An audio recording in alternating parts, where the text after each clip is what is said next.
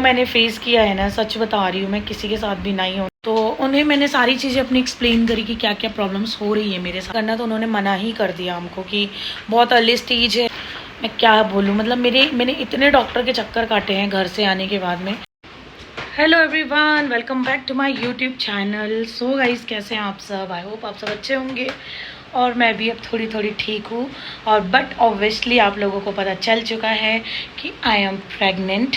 Second time मैं pregnant हूँ और इसकी बहुत सारी चीज़ें मैंने आप लोगों के साथ शेयर नहीं करी, जस्ट बिकॉज मैं बहुत ट्रैवल भी कर रही थी एंड ट्रैवल भी कर रही थी बिकॉज मेरे हेल्थ के साथ में बहुत ज़्यादा इश्यूज़ थे स्टार्टिंग से लेके। सो मैंने सोचा आज आप लोग के साथ में शेयर करूं अपनी प्रेगनेंसी जर्नी, जो अभी स्टिल मैं जी भी रही हूँ और जो जी चुकी हूँ, बिकॉज बहुत बहुत मैंने इस बार झेली हैं चीज़ें। आपसे मैं क्या बोलूँ, अभी भी झेल ही रही हूँ झेलूँगी नहीं, ये बहुत बड़ी खुशी की बात भी है मेरे लिए, ब्लेस्ड हूँ मैं। बट बहुत सारी चीज़ें जो आपके साथ होती हैं उससे आप बहुत परेशान भी होते हो। सो गाइस, आज मैं आप लोगों के साथ शेयर करती हूँ कि मेरी प्रेगनेंसी जर्नी डे 1 से कैसी रही और क्या क्या मैंने एक्सपीरियंस किया इस प्रेगनेंसी में। बिकॉज कहते हैं फर्स्ट प्रेगनेंसी से सेकंड प्रेगनेंसी आपकी काफ़ी अलग होती है, जो मैंने सच में एक्सपीरियंस करा है इस बार।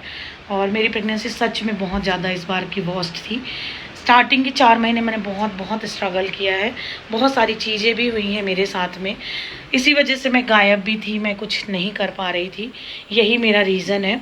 तो सबसे पहले मैं अभी खाना बना लेती हूँ। खाना मैंने आधा बना भी लिया है और मैंने सोचा आज थोड़ी ठीक फील कर रही थी, तो मैंने सोचा चलिए बात कर लेते हैं आप लोगों से और शेयर कर देती हूँ अपनी सारी चीज़ें जो मैंने एक्सपीरियंस करी है अपनी सेकेंड प्रेगनेंसी में। तो चलिए पहले किचन में चलते हैं और देख लेते हैं क्या बना रही हूँ मैं आज। So let's go.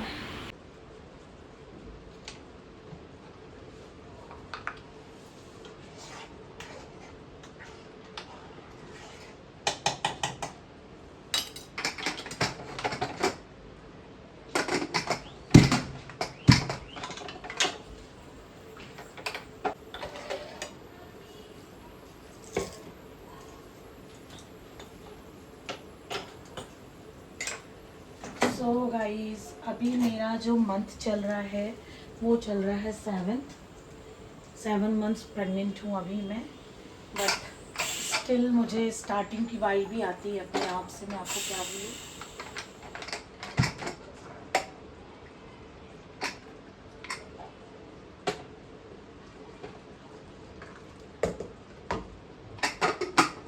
तो इस प्रेगनेंसी में जो मेरी क्रेविंग्स है ना, वो सिर्फ घर के खाने की है। तो मैं सिंपली ही खाना बनाती हूँ, ज़्यादा तामझाम नहीं। और मुझे सच में प्रॉपर दोनों टाइम का खाना चाहिए। बहुत लोग बोलते हैं ना कि हम बाहर भी खा लेते हैं और बाहर की खाने की चीज़ों की क्रेविंग्स होती है ना, मुझे उस लेवल की सच में क्रेविंग्स नहीं होती है। और फर्स्ट टाइम भी जब मैं प्रेग्नेंट थी ना, तब भी मेरे साथ यही चीज़ थी। तो आज मैं सिंपल सी कढ़ी और राइस और दाल बना रही हूँ। चलिए दिखाती हूँ मैं आपको। मैंने बना भी लिया है क्योंकि मुझे बहुत आलस आने लग जाती है। तो यहाँ पर मैंने सिंपल सी कढ़ी बनाई है, दाल बन गई है। ये मेरा इस समय खाना होता है, साथ में सैलड हो गया, ये सब चीज़ें हो गई तो वेल एंड गुड है। अदरवाइज़ मुझे ज़्यादा क्रेविंग्स नहीं हो रही। मतलब सिर्फ अगर अगर फर्स्ट प्रेगनेंसी से कंपेरिजन की जाए तो सिर्फ एक ही चीज़ कंपेयर हो सकती है, वो है मेरा खाना। बिकॉज जो मेरा पहले में था वही अभी भी है मेरा। मुझे ज़्यादा बाहर की चीज़ों की क्रेविंग्स नहीं होती। कभी हफ्ते में एक आध दिन लगता है कि कुछ स्पाइसी खा लूँ, बट वो खाने के बाद मेरी तबीयत और डाउन हो जाती है। बिकॉज मेरे को ये हार्ट बर्निंग बहुत ज़्यादा है इस बार भी, इतना ज़्यादा गला चलने लग जाता है कि मुझसे सहन ही नहीं होता। ऐसा लगता है जो भी खाया वो वॉमिट में निकल जाएगा। तो ये प्रॉब्लम है। तो मैं फटाफट चावल चढ़ा देती हूँ, फिर आगे की बात करते हैं। मैं आपसे सारी चीज़ें शेयर करूँगी। प्लीज़ बने रहिएगा मेरे ब्लॉग में और खूब सारा प्यार दीजिएगा।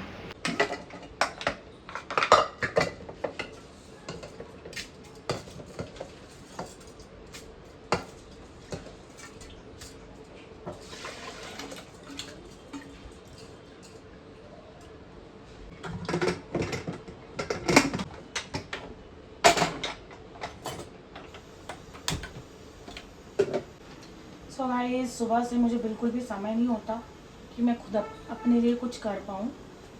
मुझे सच में ऐसा लगता है कभी कभी काश मम्मी या कोई और होता यहाँ, तो मेरी भी चीज़ें बड़ी इजीली हो गई होती। कोई मुझे बना कर दे रहा होता और मैं आराम से खाती। सुबह से सिर्फ मैंने ब्रेकफास्ट किया है, ना मैंने अभी तक ड्राई फ्रूट्स खाए हैं, ना फ्रूट्स खाए, ना जूस पिया है। सो फाइनली मैंने काम तो कर लिया है अपना। तो अभी टाइम है अपने लिए जूस वगैरह बनाना। सबसे डिफ़िकल्ट काम है ये जूस बनाना, और उससे भी डिफ़िकल्ट है, इसमें तो काम ज़्यादा नहीं है, इसे छीलना बहुत बड़ी बात है। सच बता रही हूँ, सिर्फ एक ऑरेंज का ही बनाऊँगी क्योंकि मेरे बस की बात नहीं है ये छीलना। इतनी ज़्यादा थकान और गर्मी लगती है ना मुझे इस टाइम।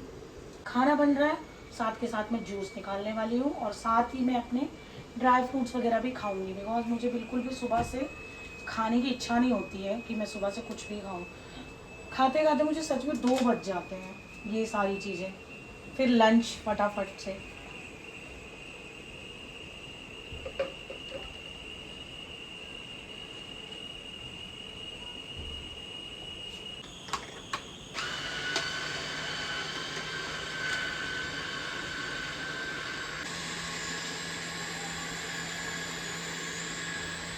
अभी इतना भी नहीं हुआ, थोड़ा और जाएगा।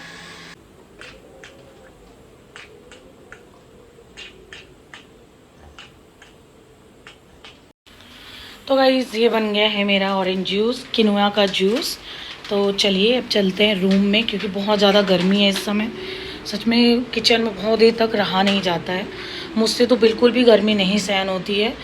और इस समय सच में पड़ भी बहुत ज़्यादा रही है, और उसके अलावा भी मुझे बहुत ज़्यादा गर्मी लगती है। आपके साथ भी ऐसा होता है क्या?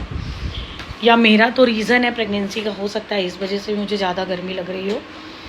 तो गाइज़ अब स्टार्ट करते हैं अपना जो आज का मेन टॉपिक है कि मेरी प्रेगनेंसी जर्नी कैसी रही। सो गाइज़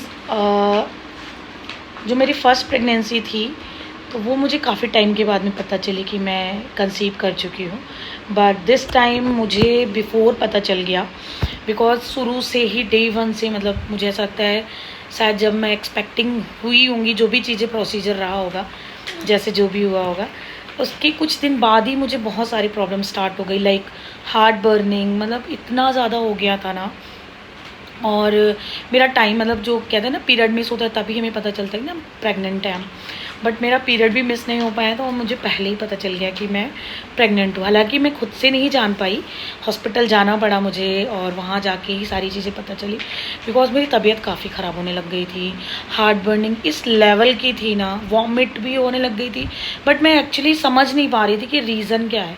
मुझे ऐसा लगता था कि हार्ट बर्निंग है, एसिडिटी हो रही है, दैट्स वाई मुझे वॉमिट हो रही है, बिकॉज एक्चुअली प्रेगनेंसी का भी सिम्टम्स यही होता है कि आपकी वॉमिटिंग होने स्टार्ट हो जाती है, बट इतना अर्ली स्टेज नहीं होता, मुझे काफ़ी अर्ली स्टेज हो गया था, मतलब मंथ भी नहीं हो पाया था मैं सच बताऊँ तो मेरे हस्बैंड को मैंने कॉल करा कि मेरी तबीयत ठीक नहीं लग रही और हम चलते हैं डॉक्टर के पास में। इवनिंग का टाइम था और हम वहाँ पर गए, और डॉक्टर से मैंने कंसल्ट किया कि ऐसा ऐसा मेरे साथ प्रॉब्लम हो रहा है। तो उन्हें मैंने सारी चीज़ें अपनी एक्सप्लेन करी कि क्या क्या प्रॉब्लम्स हो रही है मेरे साथ में, एंड उन्होंने पहले ही मुझे बोला कि आप फर्स्ट चेक कर लो किट में, एंड देन उसके बाद हम आगे बात करेंगे। एंड उन्होंने वहाँ मुझे किट वगैरह दिया, और वहीं मुझे पता चल गया कि आई एम प्रेग्नेंट। तो खुश तो काफ़ी थी, बट ये नवंबर दिसंबर की बात है, दिसंबर की एक्चुअली बात है ये। उस टाइम में मेरे बेटे का फंक्शन होने वाला था, ये कान का हमारे यहाँ पे बड़ा फंक्शन होता है, तो वो फंक्शन होने वाला था। तो उस चीज़ पे मैं थोड़ा सा ज़्यादा फोकस थी कि क्योंकि वो बच्चे का था ना, तो बहुत खुशी होती है कि यार ये चीज़ें हो रही है। बट ये प्रेगनेंसी का आ गया, और मुझे ट्रैवल करना था, और एक्चुअली बाय रोड ट्रैवल करना था, तो काफ़ी डर तो गई कि यार अब कैसे होगा, क्या होगा।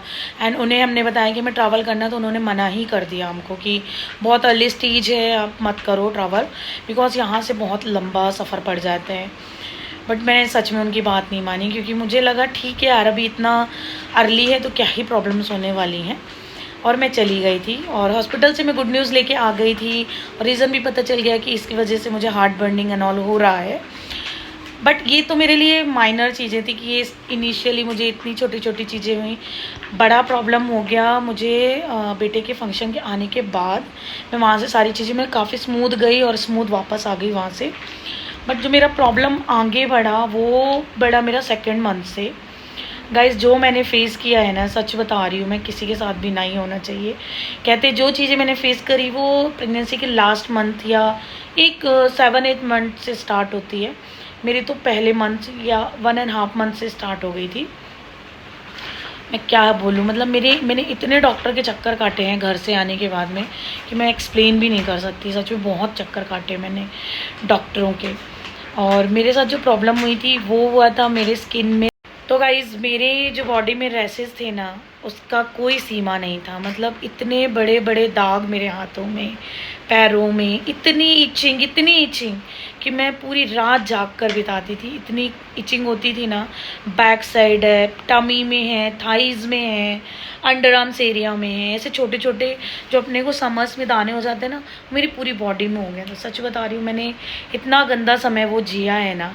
वॉमिट अलग हो रही थी, मुझे खाने से बदबू आती थी, रोटियों से, प्याज लहसुन मतलब फ्राई चीज़ों से इतना ज़्यादा मैं इरिटेट थी ना कि वो 3 महीने मैंने कैसे निकाले ना, वो मैं ही जानती हूँ सच में। और तभी मैं और हस्बैंड थे, मेरा एक बेटा था और वो स्कूल भी चल रहे थे, तो मैंने कैसे मैनेज किया है। मैंने कुक भी लगाई थी बट मुझे उसके हाथ का भी खाना अच्छा नहीं लगता था।